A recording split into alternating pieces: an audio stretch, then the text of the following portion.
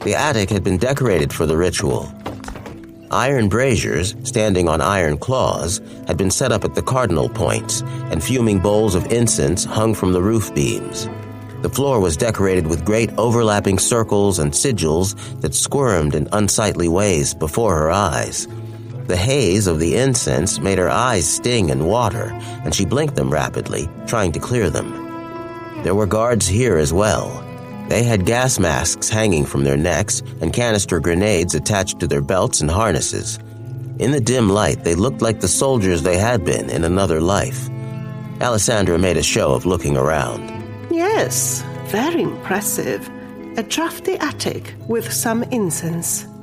You always did have the eye of a professional decorator, Henri.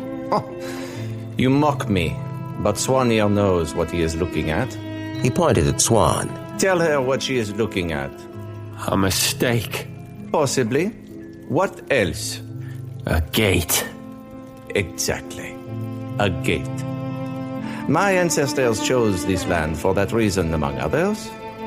The membrane of the world is thin here. It always has been.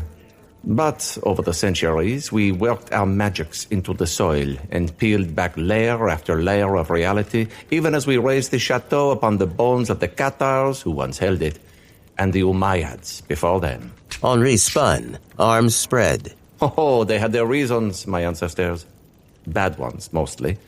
But I am grateful to them nonetheless. They paved the way. He turned to Alessandra, his expression wild but not uncontrolled.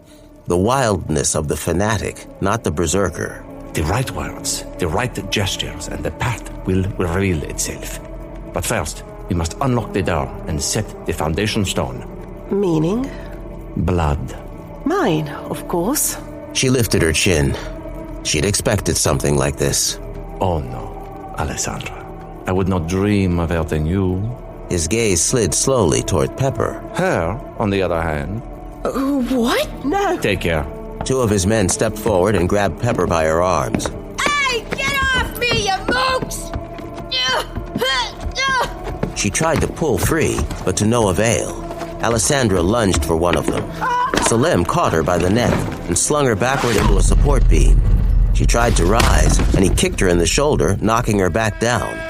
An instant later, he had his revolver drawn and aimed at her. Stay down. You cannot do this. He is not. I am. Henri had drawn a thin knife from under his coat and tested the point with his finger. Selem, for all his virtues, lacks the stomach for such necessities. If I did not know him so well, I would suspect he has become squeamish. Salim's gaze flicked to his employer and then away. Alessandra didn't move. Squeamish he might have been, but she had no doubt he would shoot her if he had to. Pepper, stay calm. Indeed, mademoiselle, stay calm. I do not need all of your blood, merely a few drops. Hold their hand out. Pepper's hand was forced out so that Henri could grab it and slide the knife across her palm. She snatched her hand back to her chest as Henri turned away, holding the knife aloft like a trophy. He held up the knife, the tip gleaming red. Blood is the stuff of life, but also the substance of our being. Blood is the anchor that holds us fast to the world. Thus it has ever been.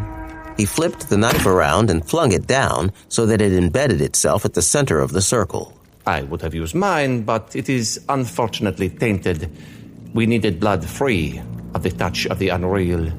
He turned to Alessandra. Originally, I had intended to use yours, but Mr. Swan informed me of your recent encounter, making you sadly unsuitable.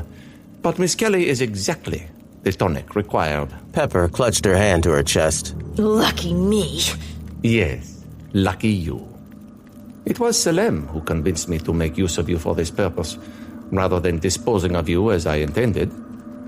I had planned to use a dog or a horse, but human blood, it is potent stuff. All the better for our anchor.